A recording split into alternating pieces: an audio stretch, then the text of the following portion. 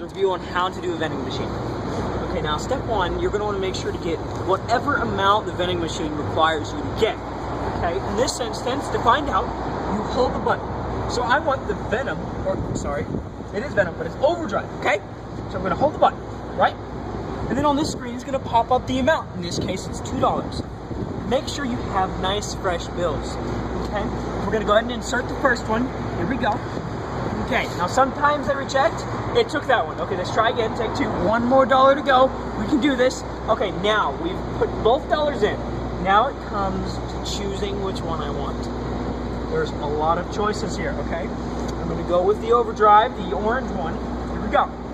Now when you press it, it's going to send it down to this spot.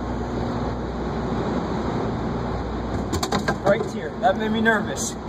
Okay. No, we don't have any. We just take your money. And that's it there.